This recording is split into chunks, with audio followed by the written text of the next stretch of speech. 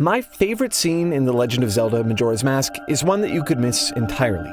It's a small piece of dialogue between a pair of minor characters, two sisters who live on a ranch.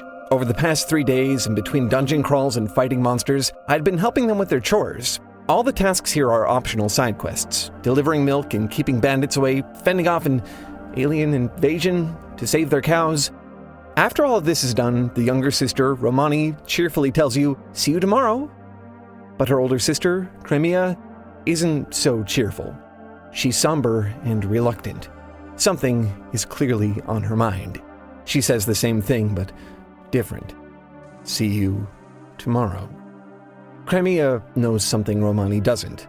By this point in the game, you know it too. This is the last night before the moon crashes into the earth, ending the lives of every single person you've met here. You have the ability to travel back in time 3 days with your magical ocarina, giving you as much time as you need. But for everyone else, there won't be a tomorrow. This was the moment in Majora's Mask when I realized I have a favorite kind of apocalypse.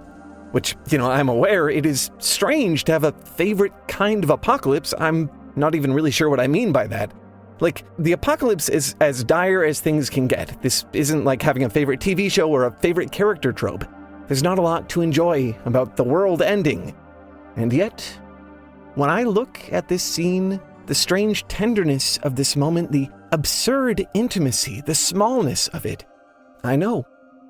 I have a favorite kind of apocalypse. And I can take you to it.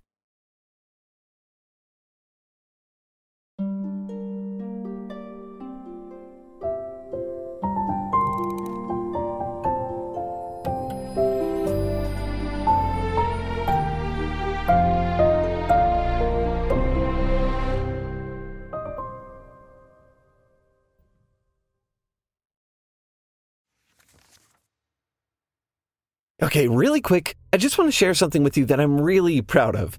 This is how we at Foundry imagine the infamous King in Yellow to look.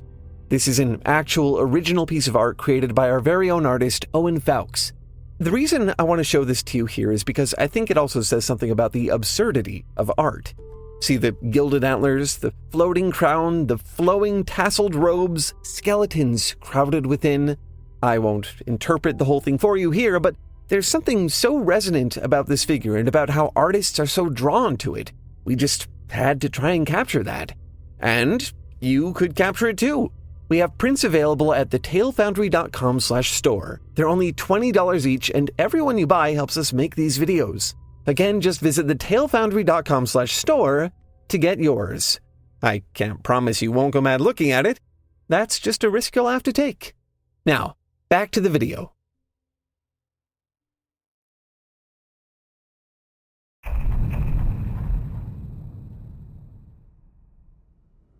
Today, the word apocalypse is understood to mean a cataclysmic, world-ending event. That's the way I'm using it here. But originally, it had a religious connotation. A revelation to humanity from a supernatural being, such as a god or an angel. While not all apocalypses in theology had to do with the end of the world, many did, which is where the modern usage comes from. The word apocalypse comes from a Greek word meaning to reveal or uncover. Even today, in a more secular context, I think part of that meaning still remains.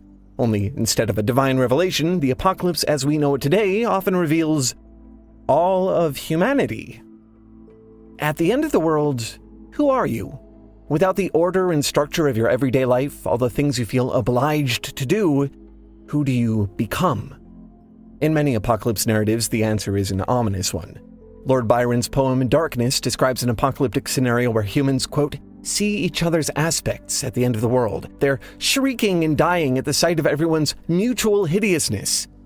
Junji Ito's manga, Hellstar Ramina, offers another similarly horrifying revelation that when faced with catastrophe, humans will stop at nothing to find a solution, even if it means turning one innocent girl into the entire world's scapegoat.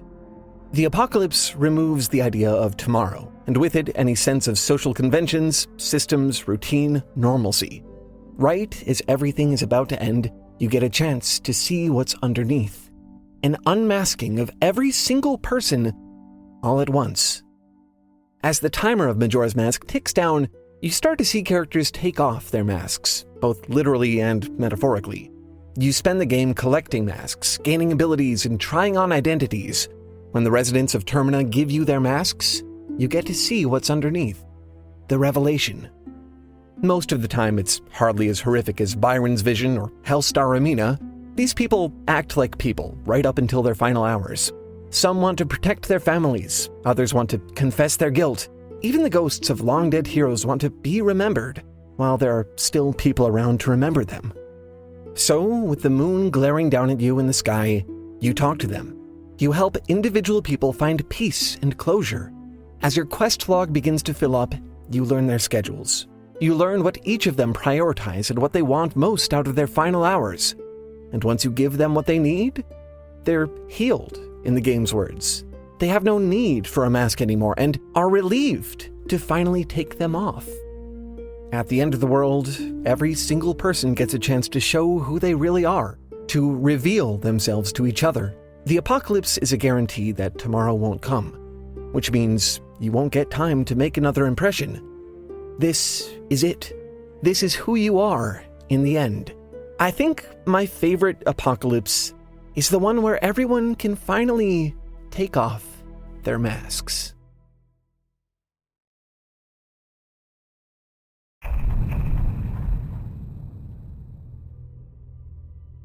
So, while I was playing Majora's Mask, I started to think about another game, Outer Wilds, which is really similar to Majora's Mask in a lot of ways.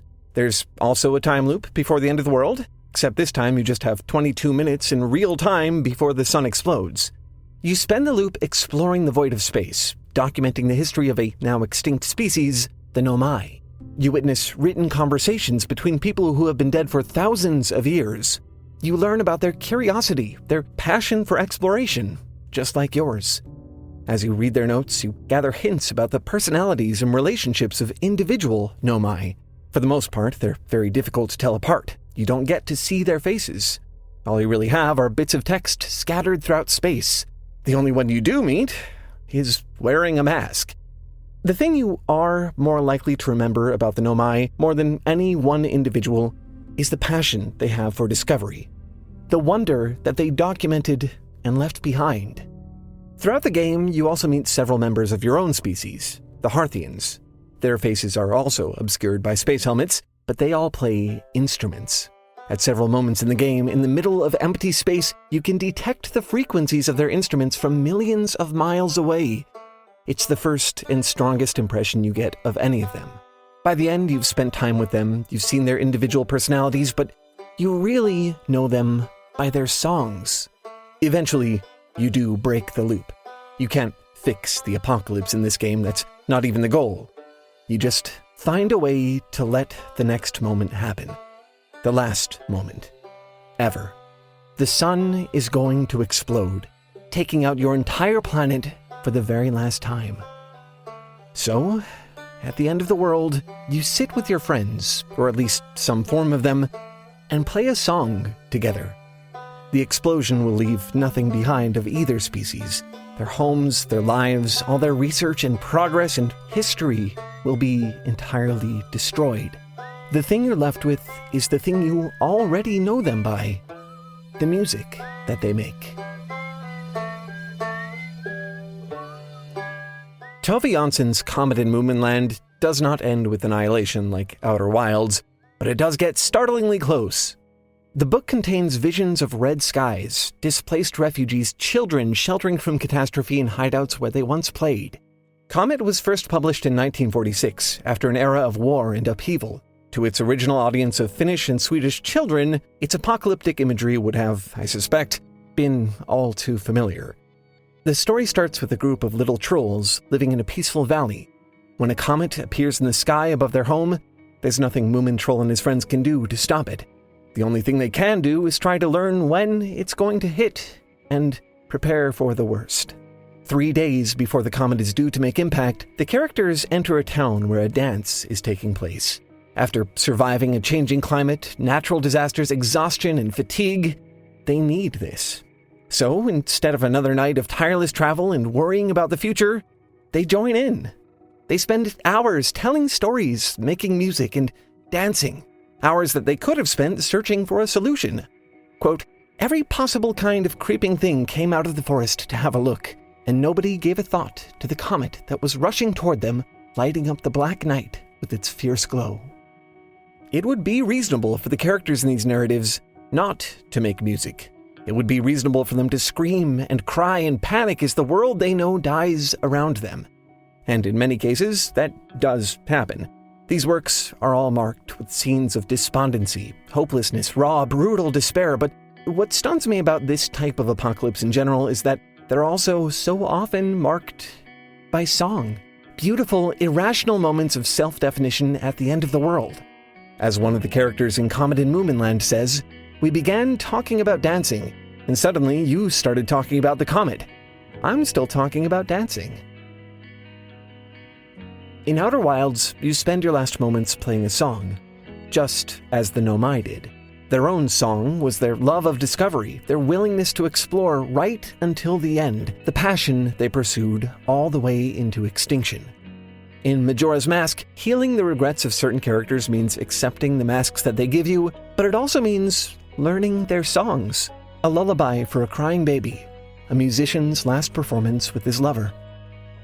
I love this notion.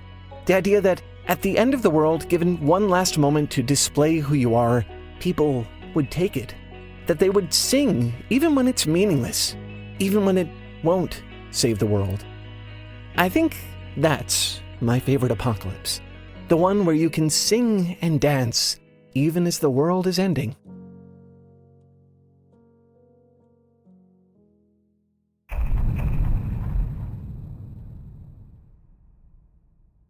There's this short story by Ray Bradbury called The Last Night of the World. It's about a couple having a conversation as the world is going to end. October 19th, 1969. They aren't screaming, they don't feel like crying. In their words, you don't scream about the real thing. They talk about all the things they'll miss, all the things they won't. They stack their dishes with a special neatness and kiss their daughters goodnight. The sheets are so clean and nice, says the husband. I'm tired, says the wife. Suddenly, right as they're going to bed, they remember that they left the sink running. It makes them laugh. You meet a lot of people in Majora's Mask. Crimea doing her best to protect her sister's innocence, the lovers Anju and Cafe waiting for each other until the very last moments of the final day, the postman who feels like he can't evacuate because his schedule won't allow him to. These people usually aren't asking for much. The things that trouble them most are mundane.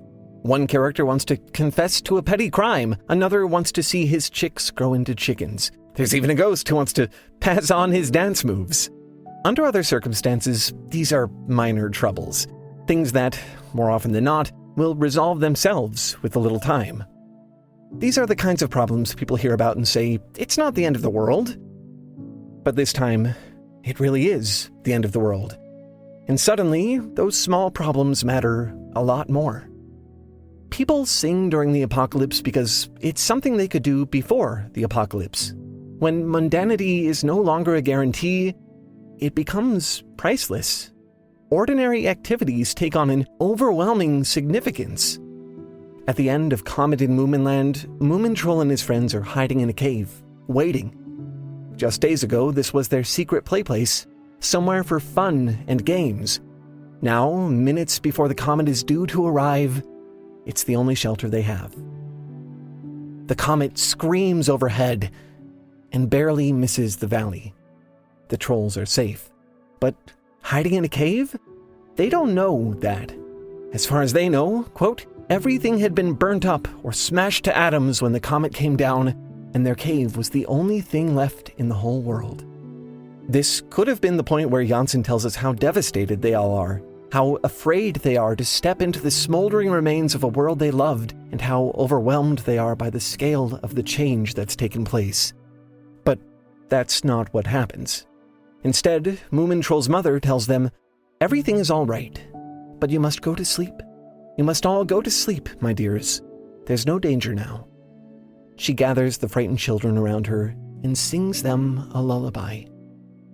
At the end of the world, everything is revealed. Some things are revealed to be impossibly significant. Other things are revealed to have no significance at all. When the sky is red and the moon is impossibly close and there's nothing you can do to prevent it from falling, my favorite apocalypse is the one where you can't help but notice how clean the sheets are, where a running tap can make you laugh.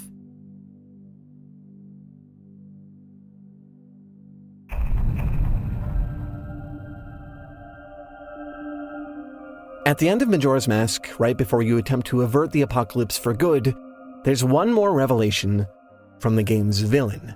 The whole time you've been trying to retrieve the titular mask from the Skull Kid, a bitter, vengeful forest imp. In your final confrontation with him, the mask itself detaches from his face. Now that he's no longer useful, Majora tells Skull Kid that they were never actually friends. See, it isn't enough to simply end the world. That's not what Majora is after. Majora wants to make every single person as miserable as possible. The Skull Kid wasn't an exception after all. He's just another pawn in this cosmic game of terrible fates. Depending how you play the game, you can receive a mask that transforms you into the fierce deity, an avatar of everything Majora is not. While Majora is chaotic and childish, the fierce deity appears to be a force of pure order, every bit the adult. He has no ostensible purpose but to destroy Majora. In the manga adaptation, he shows a clear distaste for games. He's just here to do what must be done, with an oversized, double-bladed sword that shoots laser beams. Efficient. It's strange to say it, but while I was playing Majora's Mask, I sort of related to him. With the timer constantly on screen, I wasn't stopping to play games either. I was purely focused on beating the dungeons, fighting the bosses, gaining key items. The world is ending in this game. It's sort of hard to will yourself to stop and pay attention to all the silly little side quests. But the game has an answer to this, a foil to its own urgency, a central mechanic that, when you adjust to it, changes the entire moment of its apocalypse. See, in a very literal sense, Majora's Mask is a game about making time, even when time is running out. Every time the moon comes close enough to touch the world and end everything, you play your magical ocarina and step 3 days back. The effect of this is that, for once, you get to see all the tiny things that life is made up of and how they persist right up until the last moments. The metaphor is not lost on me. Nobody can time travel. Nobody can literally make more time. But look how much there is to miss when you're staring up at the reddening sky. Look how many incredible tiny moments I never would have seen. Did I know how much room there still was for healing, for discovery, for joy and play and comfort and every irrational thing that made this world live? Could I even conceive that these things would still exist right up until the end? Because they did. And what a shame it would have been to miss them. I have a favorite kind of apocalypse. It's the kind that shows you, as time runs out, how to finally find the time.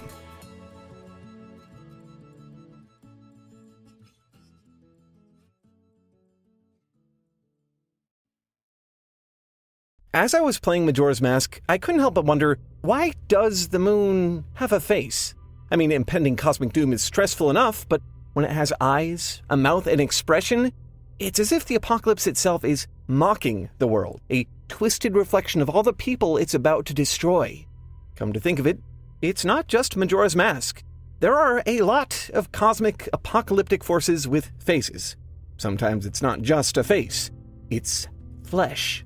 Look at the planet Hellstar Ramina or the Nuosites of Blood Music or Iron Lung's Ocean of Blood. All I'm saying is there's a clear pattern here. Look, I promise there's a reason I'm thinking about flesh again, and in my defense, I'm not the only one. Not this time. I blame Curious Archive's mini-documentary series Gods and Monsters for putting this into my head. There's a new episode called Flesh of the Cosmos, and it's all about why cosmic horror tends to be so visceral nowadays.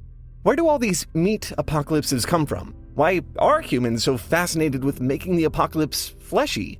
Why does it need to have a face, or blood, or body parts? Curious Archive got deep into the research there. He answered those questions so I don't have to. And not going to lie, I really wanted to know those answers. Gods and Monsters is a show all about the gods and monsters of humanity's imagination and how they manifest from antiquity to pop culture. If you've ever wondered why humans imagine the supernatural in the ways that they do, this is the place to learn about it. The first 3 episodes are already up on Nebula, and so is our Tale Foundry original series, Worldsmiths, all about the authors behind our favorite fictional worlds and the landscapes of their minds. And so is a bunch of exclusive stuff from Jacob Geller and Tirzu and Lily Alexander. You get the point. Nebula is full of amazing stuff made by our favorite creators that never would have existed otherwise, which is why we bring it up constantly in our videos. In case you somehow don't know, Nebula is an online streaming service made by and for creators. You can find pretty much everything there. Documentaries, podcasts, game shows, original series, and you can find all of our videos there too, ad-free, a week before they release here on YouTube. If all of that sounds exciting to you, and I hope it does, you're going to love this next part. Nebula is dirt cheap. If you use our link go.nebula.tv/talefoundry, you get 50% off a year subscription, which comes out to just $2.50 a month. Far less than a cup of coffee. Or if you want, you could just pay one time and then never again. A lifetime membership is normally $500, but with our link it comes down 40% all the way to $300. No matter how big Nebula gets, how ambitious its projects, you will always have access. Again, visit go.nebula.tv/talefoundry to get Nebula for just $2.50 a month or $300 for your entire life. I hope we'll see you there. Alright, so that's my favorite apocalypse. I'm curious, as always, what you think of it. Am I being weird here? Is it sane to think about the end of the world this way? Do you have a favorite apocalypse? Are you just happy that we had an excuse to bring up Majora's Mask and Outer Wilds in the same video? Leave a comment. There's a lot left to think about here. In the meantime, the world is not ending, so I have more videos to make. I'll see you in the next one. Until then, keep making stuff up. Bye!